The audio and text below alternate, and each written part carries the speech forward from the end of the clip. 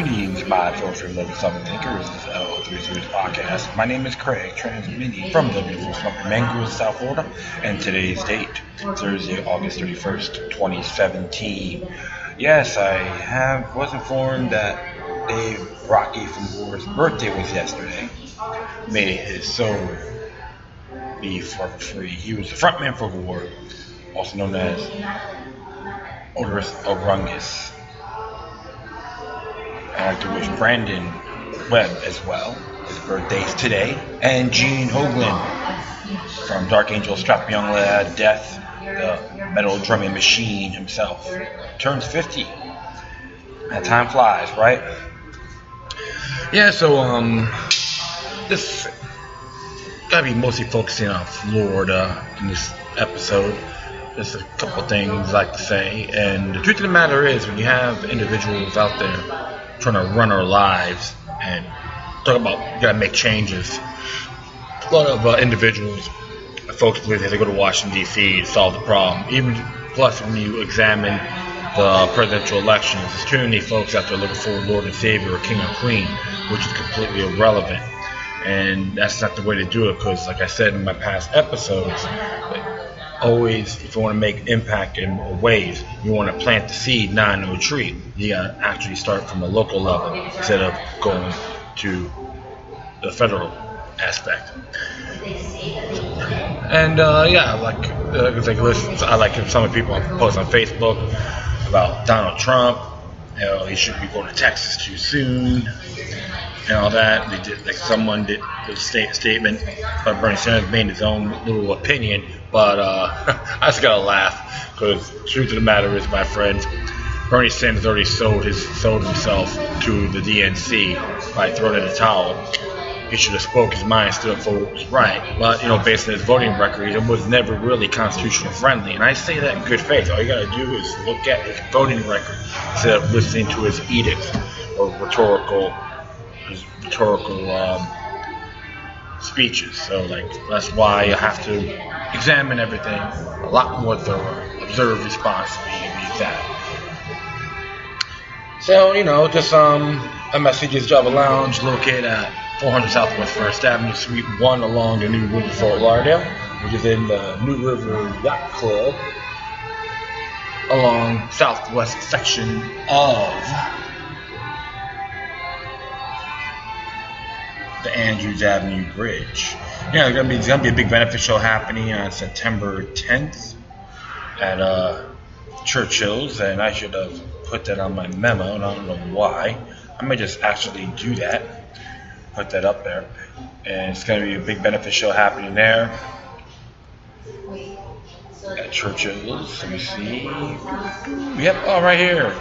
And Ruben De La Rosa helped make this happen. It's hurricane relief for Houston, Texas. And it's $5 donation at the door. Bring your food and all that. It'll be fantastic. And it'll be at Churchill's Hideaway, located at 5501 Northeast 2nd Avenue in the heart of downtown Little Haiti, which is in Miami, Florida. Absolutely. So, yeah, it would be really cool. It would be nice to see folks out there. Give a little support you can. I know many of you may be donated already, which I do thank you. And another event is happening as well, which is on the 23rd. Well, actually, hold on here. Forgive me. It says there's a benefit show for the victims of Hurricane Harvey in Houston and all across Texas. All proceeds will go to NeighborsForNeighbors.org, Catholic Charities, Charity Investigator, one of the three organizations. Performance by Necromaniac, Magnum Steel, Amaria, Manic and Kind, Scripture of Sorrow. There'll be a backlight courtesy of Ray's Guitars. The show starts at 8. Cover $5 donation fee. There will be a box for canned food. So, folks, please, if you can make it down there on a Sunday night, it's a good cause. And spread a little love. For more information, 305-757-1807. And there's street parking and parking lot. A few dollars. It's worth it for a fantastic cause. I would definitely check that out. Plus, another show is happening as well. I did post it on here, and sorry for that. So there'll be a memorial show on the 23rd of September, and it will be mainly for a gentleman named Richard Pierce. He was well known in the South Florida music scene. He used to manage Dead Star Assembly. It's going to be a memorial/show. It's an event. Right here, a memorial concert honoring Richard Pierce, DSA and Rambler at the Culture Room. It's going to be 7 p.m. Sunday. And let me see here, look at people are interested, which is good because I want to check it out. This will be an official memorial concert honoring our friend Richard Pierce from Rambler. Dead Star Assembly will both be given a special performance on this night at the Culture Room in Fort Lauderdale. More to come. This will be a free event, but donations and proceeds from raffles will go to the Pierce family. I say, folks, if you can make it, that would be awesome. And there'll be a different event happening September 3rd as a memorial gathering at O'Malley's. So definitely, if you can check that out too, that'd be awesome. And yeah, so I have my disappointment with that place, O'Malley's in general, but at least this is nice that they're making this happen. So just a few things that everything could be ironed out. And yeah, it's really a shame. We have good folks out there, you know. He actually got murdered last week up the road where I'm at. And the way they said it was like near the gun shop or fishing tackle facility. And it's very disheartening. Like I said, he was only 57. Well, I definitely want to hit that show at the Culture Room for sure. Pay some homage, and yeah, a lot of people love him too, which is great.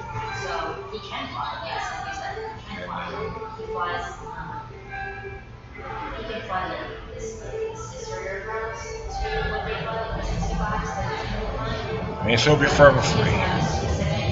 So if you hit these two events, folks, that'll be fantastic. Just go look at my Facebook page. I have them on there. Look at like three eyes. So you go to my Spreaker page and you can connect it there. Okay. So all right. So actually, let's focus on Florida. Mostly it'll be about Florida in general, and do something by Andrew P. Napolitano as well.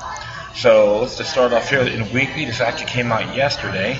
This is entitled "Draining the Tallahassee Swamp." This is by Dwayne Escobedo. And it says here, the way Bob White sees it, the state government in Florida has become a swamp. Politicians, lobbyists, and big business control Tallahassee, and everyday taxpayer says it has no voice. That's why the 60-year-old White announced at the end of May at the Republican Liberty Caucus in Orlando that he would run for governor. Currently, 18 candidates are seeking to replace Rick Scott in the 2018 election. The pool cleaning company owner from Melbourne wants to become the people's champion. White kicked off his campaign in Northwest Florida and sat down with In Weekly to discuss his bid. He admitted he's an outsider fighting against the political establishment. Tallahassee literally has become a swamp, White told In Weekly. Just like Washington has their political class that exists in Tallahassee, it's the politician, it's the lobbyists, and it's the special interests, and that the lobbyists represent. And they are only to listen to each other. It's like a big echo chamber up there. The people of Florida have lost their voice. As the chairman of the Republican Liberty Caucus of Florida, founder, former chairman of the Liberty Catalyst Fund, and instrumental in creating the Clean Coalition, White has fought to reform the state government for years.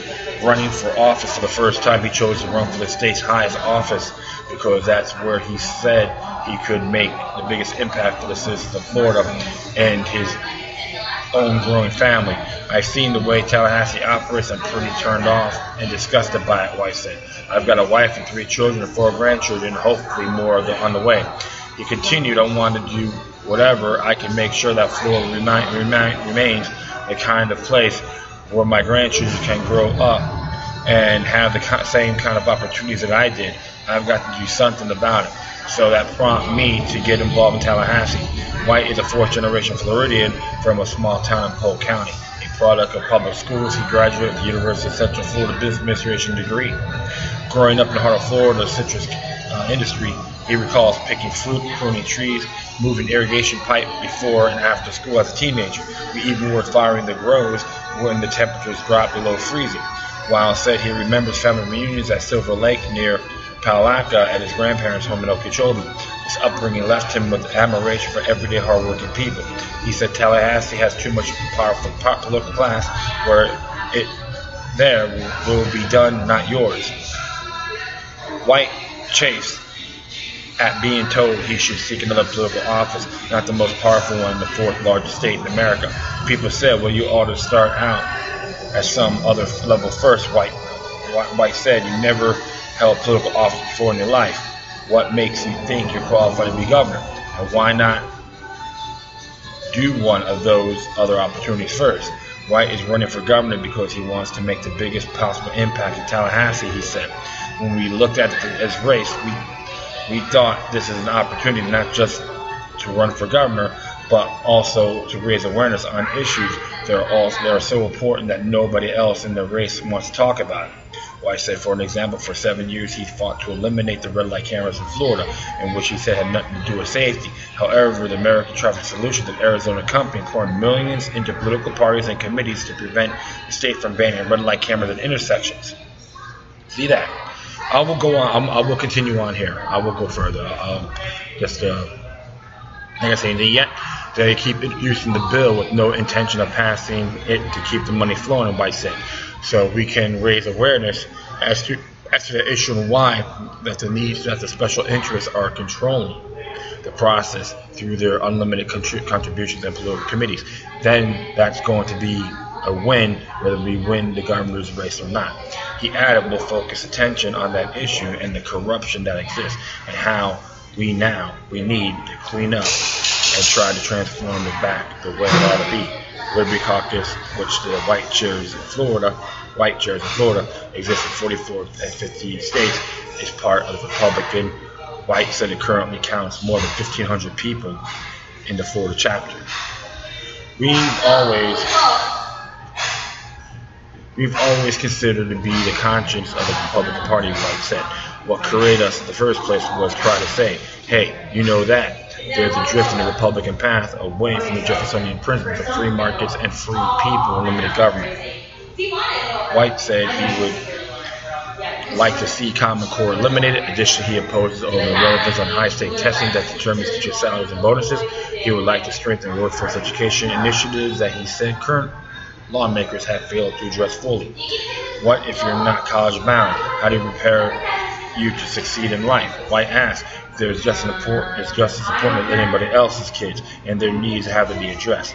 White said being an outsider is an advantage and expressed confidence that he can earn 23 to 25% of the vote in the crowded primary election and sneak into the general election. So you want a guy that's going to drain the swamp and have your back. I'm your guy, White said. That's part of the strategy as we go around the state. He promised to return Pensacola, Milton, and Fort Wilton Beach in September, and the area reminded him that where he grew up, voters in the region, considered a stronghold, just like being taken for granted by Republican political candidates. It's been great to be here. I'm going to be back, White said, so don't think that Bob White's going to be a candidate that's going to forget you, Northwest Florida. I think that's pretty cool because he's like, I've heard some of his speeches, and it is attractive. He has a decent platform, and I would recommend everyone to check him out. I am going to probably add it to the footnotes, Bob White for governor. I'll just do it right now as we speak. And you guys, like I said, the whole thing is people are tired of the nonsense and what's been happening. And all these red light cameras, corporations trying to tell us how to think and when to wipe our butts. And I'm not saying it's the worst from the State of the Union, but we don't want to go in that particular route. An individual like myself, have lived in South Florida for 40 years. And I see this place grow and rapid and all that, and sometimes mindset changes. I always tell these folks agriculture is still important in our state. Don't take it for granted. Like relying on these big supermarkets, and I was very critical too when Jeb Bush, in the executive order, taking down trees that's considered to be canker, going on people's properties without warrants, and he wanted to run for president. Come on, folks, you have to always look at things a lot broader than what it is. So with Bob White, his platform has this maverick mindset, going on the Florida Constitution and try to use common sense. Hey, Jesse Ventura ran for governor of Minnesota. Never call him the goofball, right? Regardless of what your think of his political views overall. However, the man did what he had to do. He knew it was a human element, and at least he said he expected to make mistakes. Hey, when you're in a particular office, like anything else, human element, when you're working a lot, and sometimes you don't think at this particular time. It happens. Can't condemn, but definitely I'm going to add that to the memo, because I'll say this: it would be awesome to see Bob White win, and you'd be surprised, my friends, what a lot of folks can do. He's 60 years young, and he has a liberty mind. To anyone that has a pro-freedom, liberty liberty mindset, you should definitely check him out. So I'm going to add that to the footnotes on there about Bob White for governor, Florida governor, and he gives the whole platform on his issues. And I'm going to see, here's some of his issues here: campaign reform, real jobs for Florida, government spending, improve education, eliminate Common Core, protect our gun rights, legal immigration, abortion, health care, asserted divestiture, criminal justice reform, protect the environment, and term limits. So you can say you don't have to agree with them at everything, but you got to look at an overall perspective. That's the name of the game. Too many people want the perfect candidate, and remember, you cannot do that. It's just a pipe dream. You're wasting your time and energy. So focus on the principles, not just the person, but the principles. And if the person gets in, keep them on their toes regardless. You don't trust them. You let them know who's the boss. You, the voters of the great state of Florida, not the lobbyist groups, not the corporations. Tell them one day we just give them the boot, or just put them in their place. Because I know people need jobs, but here's the thing: without us, they're nothing. All right, so I'll be in on that.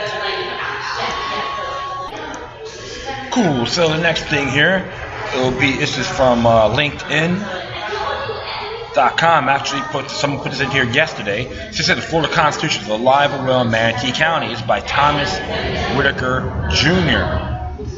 And there's a video on here as well about the Manatee County Confederate Monument press conference, like 7 minutes long. It's good. You folks, you should check this out before listen to all the yahoos out there. And it says here, the honor is the opportunity to gather with fellow patriots to encourage our neighbors to trust in our local law enforcement to keep peace and public safety, while we hold our elected representatives accountable under our constitutional republic, the former government for failure to honor their oaths and support and defend the Constitution of Florida and the United States. That's Article 2, Section 5, by the way. Decision of the state constitution. Decisions of great public importance are to be made soberly, prayerfully, and in accordance with the fundamental due process and the values that 13 sovereign states unite around to start our American experiment. Decisions are not to be made under the duress of fabricated emergencies by rogue elected representatives advancing a political agenda rather than serving their constituents. Florida Constitution, Article 1, Section 5, right to assemble. The people shall have the right peaceably to assemble, to instruct their representatives, and to petition for redress of grievances. SEP blueprint to get your house in order. 1. To enact a local county and municipal ordinance that requires groups to go through a permitting process in order to hold a lawful assembly. An ordinance with a reasonable time, place, and length requirements act as a shield against threats by groups to make an unannounced visits to march, demonstrate, or otherwise assemble en masse. Also, militiate against elected representatives' attempt to create a false emergency to advance a personal agenda without requisite public input in council. 2. To enact a process by which elected body classifies every public matter that comes before them for consideration according to the appropriate time to involve public comment in a manner that preserves every citizen's Florida constitutional right to instruct their representatives. Most agenda items are adequately addressed by 3 minutes limit per speaker provided for public comment at Manatee County Commission meetings. However, when a great issue of great public importance arise, like the current monument controversy, a different form with expanded limits for public comment needs to be employed by the BOCC before taking a vote on the merits of the matter. 3. Provisions of Florida statutes, Chapter 876, need to be widely advertised in media, deployed and enforced by county government and local law enforcement.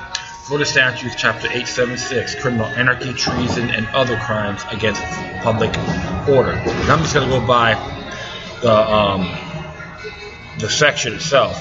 Section 1, advocacy of specified doctrines related to overthrow of constitutional government by force or violence prohibited. 2, criminal anarchy, communism, and other specified doctrines prohibitions. 3, unlawful assembly for purposes of anarchy, communism, and other specified doctrines. 4, allowing universal unlawful assembly and building prohibited. 5, public oaths, employees oath. 6, discharge for refusal to execute. 8, penalty for not discharging. 9, scope of law. 10, false oath penalty. 11, public place to fine. 12, wearing mask, hood, and other device on public way. 13, wearing mask, hood, or other device on public property. 14, wearing mask, hood, or other device on property of another. 15, wearing mask, hood, and other device at demonstration or meeting. It's interesting about that because if I remember, they use that to focus on the Ku Klux Klan, and to be very sincere, it's considered unconstitutional to an extent. So just to let you folks know respectfully, because I know they happened to Erickson Harold, who was a police officer, wore the Guy Fawkes mask, and so he couldn't be wearing that mask, but the case got dismissed. Just you can look that up too. All right, he was a plantation cop. I'm a cop from North Miami Beach. Good guy, by the way. I met him a couple times. Saying, okay, 1 point. Okay, section 155, applicability, SS 876.12, 876.15. 16 sections which are exempt. Section 11 and 15 are exemptions. Okay, 17, placing, burning, or flaming cross in public places. That's 17. 18, placing, burning, or flaming cross on property of another. 19, exhibits that intimidate. 20, wearing a mask and placing an exhibit to intimidate. 21, sections. There's a section. It's 11 to 20. There's penalty. 22, subversified activities law. It defines that. 23, subversified activities unlawful. There's a penalty for that. 24, membership in subversified organization is a penalty. 25, person convicted under point 23 and point 24, which is still sections 876, not to hold office or vote. That's interesting right there. So 26, unlawful for subversified organizations to exist or function. 27, enforcement of the statute, which is still section 876. 22 to 31. 28, grand jury to investigate violations on the statutes 22 to 31. 29, subversified person prohibited from holding office or employment. 30, subversified person not to be a candidate or look for election. 31 is a short title for that, on just points from sections 22 to 30. 836.32 is treason, and of course 33, misprision of treason. 34, combination of to usurp government. 35, combination against part of the people of the state. 36, inciting insurrection. 37, sabotage prevention law. 38, incidental injury or interference with property. 39, intentionally defective workmanship. 40, attempts. 41, conspirators. 42, witnesses' privileges. 43, unlawful entry on property. 44, questioning and detaining suspected persons. 45, clothing and restricting use of highway. 46, penalty for ongoing upon or restricted highway. 47, rights of labor. 48, retaliation to other statutes. 49, construction. 50, effective period of law. 51, short title. 52, public mutilation of flag. So it does vary on these areas. Like some may be considered unconstitutional, some may not. It depends. You have to read the Florida Constitution on this. But just giving you guys some information. So you get folks to actually look these up yourselves. Okay, it's actually all from Chapter 876 of the Florida statute. Okay, instead of reversing themselves the day on Monday event at Manatee County Courthouse, the Coulter-Blaine Quartet, Chair Bennett, Commerce Smith, Trace, and Whitmore should have joined their colleagues, the True Blue Trio, Carmers, Ball, Johnson, and De Serpentino, in a public proclamation thanking Manatee County Sheriff Rick Wells and his deputies, and Brandon Police Chief Malene Bevan and her officers for a job well done and working together to keep peace and protect the public safety.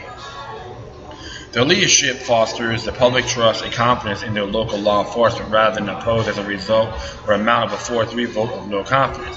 Once paid protesters from outside our county understands that because their organization publicly calls for overthrow of the governments of the United States of Florida, they'll be subject to arrest for one or more violations of Chapter 876, which includes second-degree felony that carries a maximum penalty of 15 years in state prison and up to $10,000 fine.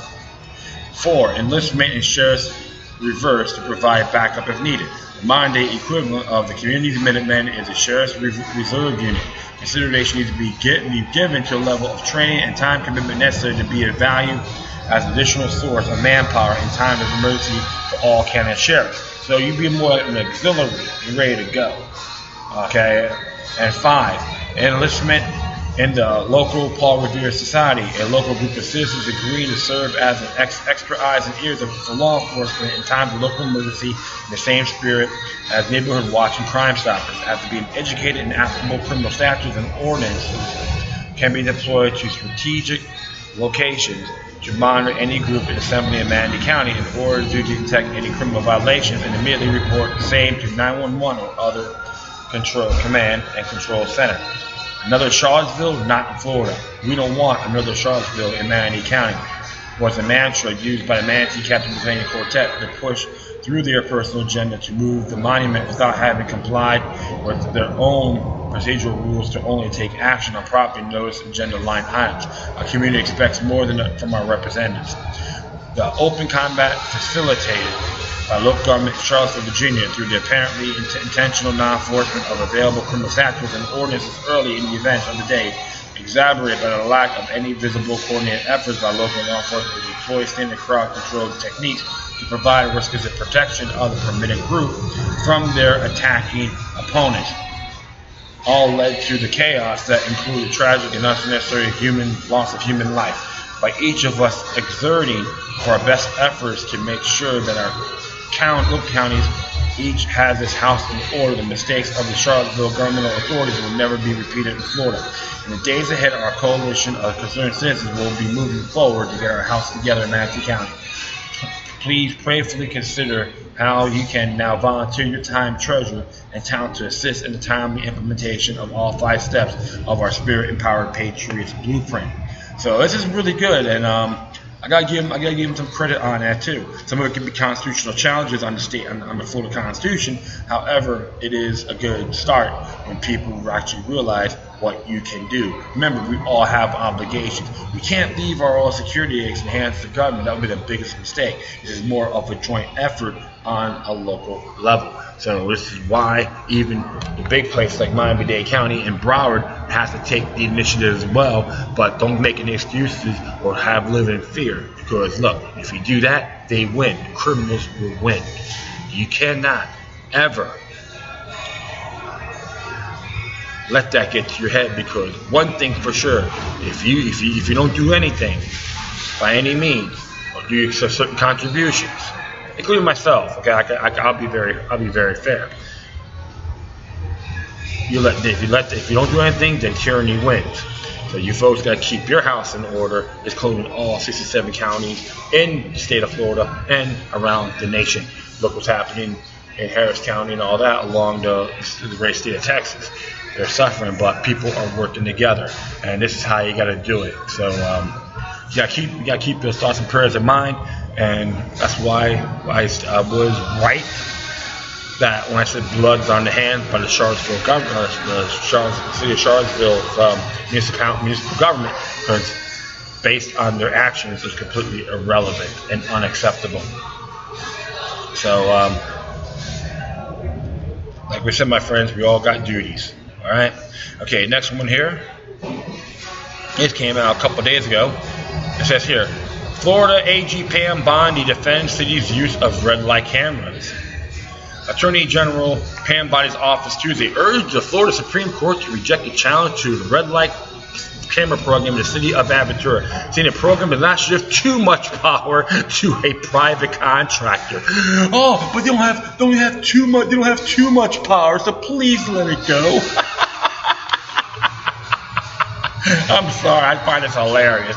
It says here, Bondi's office building, a 42-page brief asking the Supreme Court to uphold the ruling by the 3rd District Court of Appeal in the case. One series of legal challenges to the red light camera programs across the state. The Aventura case stems from motorist Luis Torres Jimenez getting ticketed for turning right at a red light.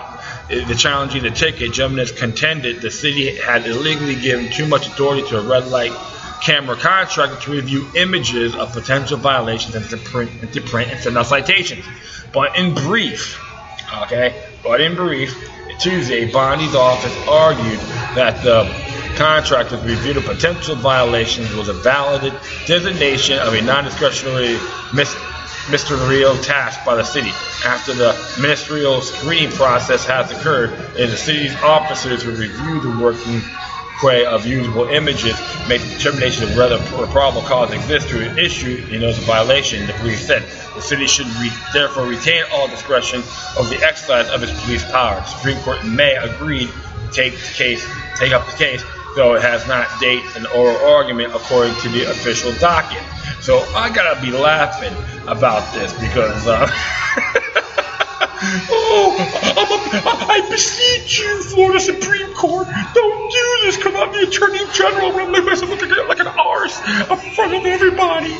Well, you know what? Sorry about that, Pam Bondi, but with all due respect, Article 7, Section 10 of the state constitution supersedes your beseeching rhetoric, okay? I don't know why you trying to make this occurrence, because we all know this company was based out of Arizona, all right?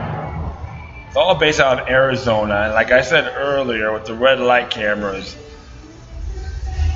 it is totally pathetic, all right? And this is one thing you got to look for sure on this whole ordeal, because it was based out of Tempe, right? American Traffic Solutions, an Arizona company doing these red light cameras. Here, let's just do a little history lesson here, AG Bondi. Let's look at Article 7, Section 10 of the Florida Constitution.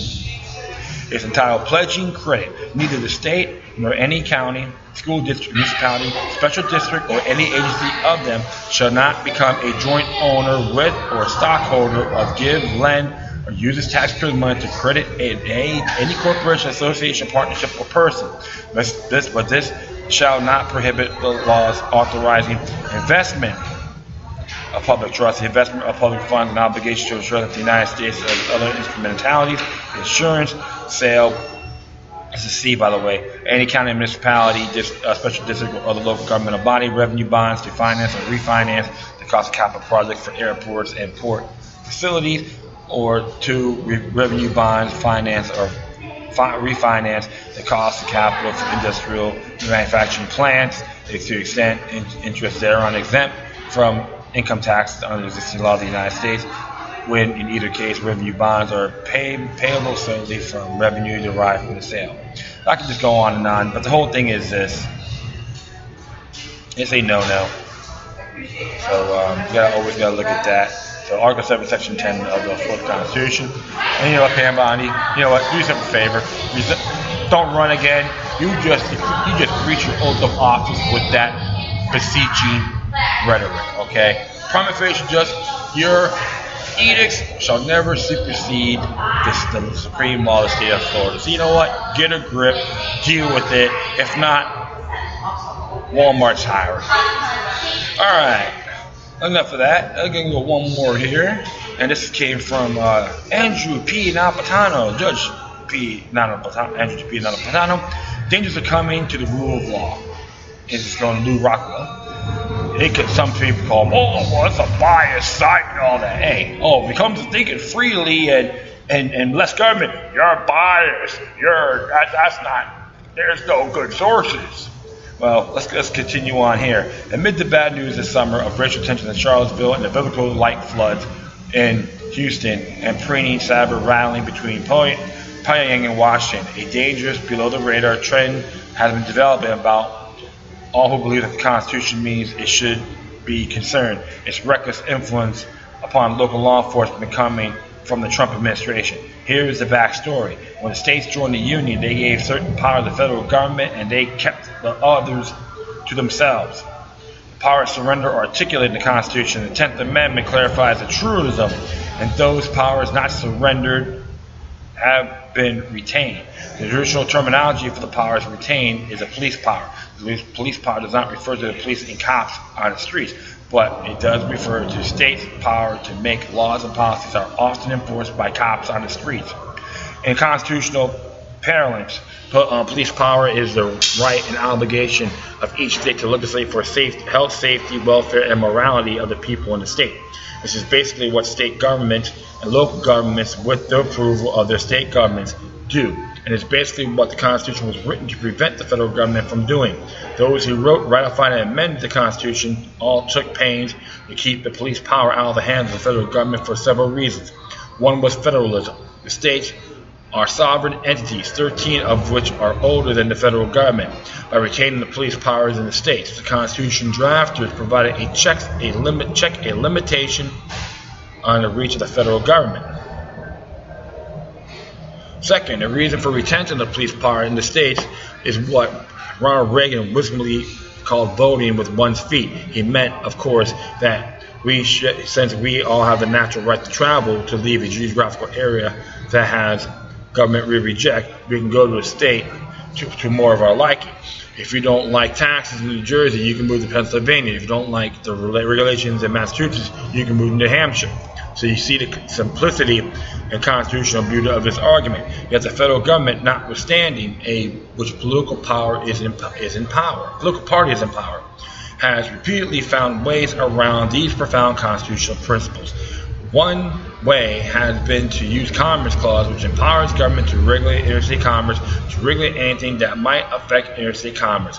From the wheat a farmer grows only for his family owns, used to legal marijuana, a pain-ridden patient grows only for her own use, through countless items that never leave their state of origin or are not commercial in nature. And another way for the federal government to reach into a controlled state and local behavior is by legalized robbery. For example, Congress cannot regulate highway speed limits or the minimum blood alcohol level content sufficient to trigger DWI prosecutions, but it can offer the state cash to pave highways in return for the states imposing the congressional will on vehicle speeds on DWI triggers. And the courts have upheld this, effectively telling the states that if they want the federal cash, they must accept the federal strings attached. Because the states are all cash strapped, and Congress knows that, the states always take the cash and the strings. Now back to the troubling trend this summer. The Department of Justice last month told local police and states that prohibit the seizure of a criminal defendant's assets before conviction, that the police can just ignore these state prohibitions and follow the looser federal rule, which does permit seizure of assets before trial while the defendant is still innocent, and the feds will share the seized assets with local police who have seized them. That's right, that's from your dumb butt bag at times. I call Jeff Sessions making that statement. He deserved a P9 microphone for that rhetoric. He was wrong, and all you Trump worshippers have to understand that he was wrong. All right? This is just another example of federal robbery of state officials, although as yet untested in the courts. This past week, DOJ will announce it will be offering the local police vast amounts of surplus military equipment, much of the new, fearful, and lethal, from body armor to listening devices to battle tanks. How sweet, right? The tyrannical way, there's no best in the West. The tyrannical way. And I will continue on here. If police begin to look like soldiers and carry soldiers and gear soldiers' vehicles, they will begin to think like soldiers whose goal is not to win hearts and minds and keep streets safe, but to destroy the lives and property of the enemy in wartime. Moreover, the strings attached to this federal hardware giveaway do not require congressional or even local government approval. They require only acceptance by the police and regular local use of military equipment. Local police should not have this discretion and should not be subjected to this temptation.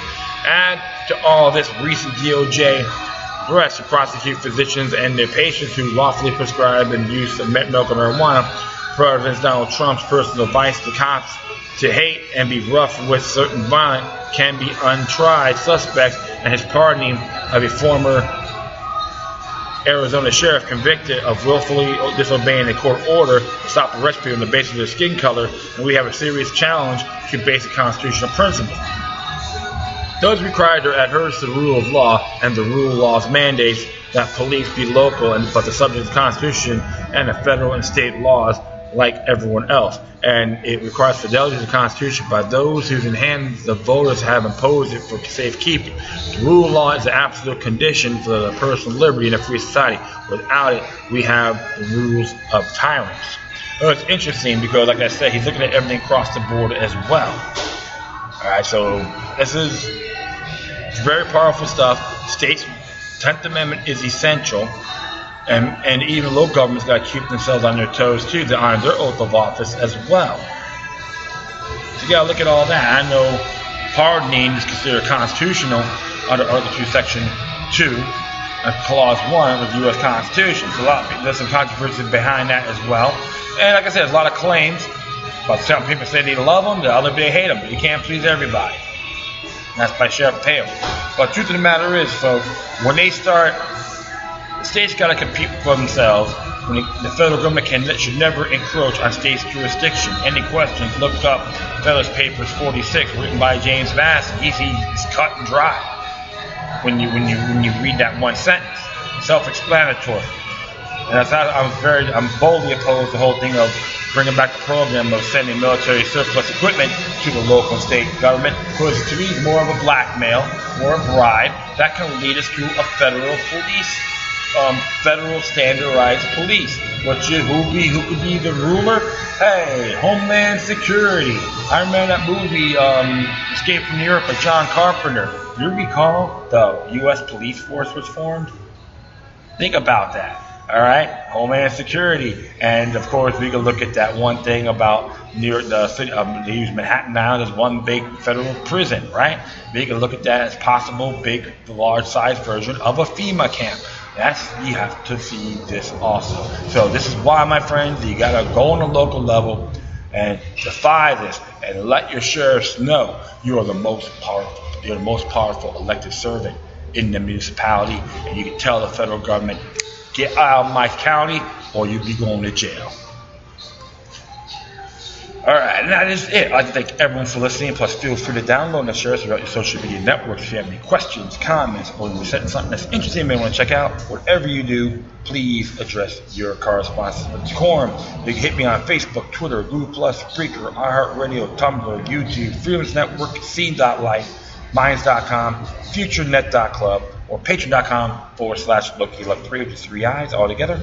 In addition, you can email me at LokiLuck3@gmail.com or LokiLuck03@protonmail.com if you want to send me something encrypted. Alright, my friends, once again, thank you for your time. But always remember that the demoniac resistance is helping the soul and can liberate humanity. Until next time, take care of yourself. Keep on spreading love. May your guardian spirits be with you.